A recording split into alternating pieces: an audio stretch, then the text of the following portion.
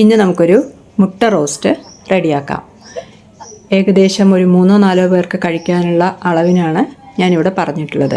ഇവിടെ 3 മുട്ട എടുത്ത് കുക്കറിലൊന്ന് വേവിച്ചതിന് ശേഷം അതിൻ്റെ തോടെല്ലാം പൊളിച്ചെടുത്ത് ഇതുപോലെ 3 സൈഡും ഒന്ന് വരഞ്ഞ് റെഡിയാക്കി വയ്ക്കുക. പാനിലേക്ക് 3 ടേബിൾ സ്പൂൺ വെളിച്ചെണ്ണ ഒഴിച്ച് 1 ടീസ്പൂൺ കടുകിട്ട് പൊട്ടിയാലുടൻ 2 വറ്റൽമുളക് കൂടി ചേർത്ത് ഒന്ന് മൂപ്പിച്ചെടുക്കുക.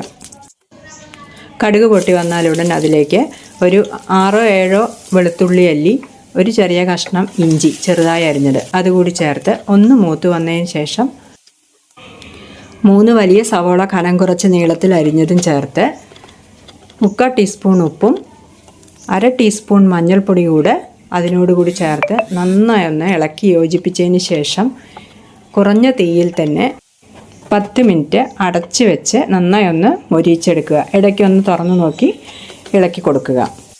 ഏകദേശം മൊരിഞ്ഞു വന്നതിന് ശേഷം അതിലേക്ക് 1 ടീസ്പൂൺ സാധാരണ മുളക് പൊടിയും 1/2 ടീസ്പൂൺ കാശ്മീരി മുളക് പൊടി കൂടി ചേർത്ത് ഒന്ന് ഇളക്കി കൊടുത്തതിന് ശേഷം 1/2 ടീസ്പൂൺ കുരുമുളക് പൊടി കൂടി അതിലേക്ക് ചേർക്കുക. എല്ലാം കൂടി നന്നായി ഒന്ന് ഇളക്കി യോജിപ്പിച്ച് ഇതുപോലെ നന്നായി മൊരിഞ്ഞു വന്നതിന് ശേഷം അതിലേക്ക് 1/2 കപ്പ് വെള്ളം കൂടെ ചേർത്ത് കുറഞ്ഞ തീയിൽ തന്നെ 5 മിനിറ്റ് ഒന്ന് വേവിച്ചെടുക്കുക.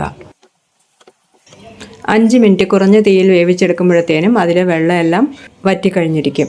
ആ സമയത്ത് ഒരു 1/4 ടീസ്പൂൺ പഞ്ചസാര കൂടി അതിലേക്ക് ചേർത്ത് റെഡിയാക്കി വെച്ചിരിക്കുന്ന മുട്ടയും അതിലേക്ക് ചേർത്ത് നന്നായി ഒന്ന് ഇളക്കി കൊടുത്ത് അടച്ച് വെച്ച് കുറഞ്ഞ തീയിൽ 3-4 മിനിറ്റ് ആ വെള്ളമെല്ലാം വറ്റിച്ചെടുത്ത് കഴിഞ്ഞാൽ നല്ലൊരു മുട്ട റോസ്റ്റ് റെഡി.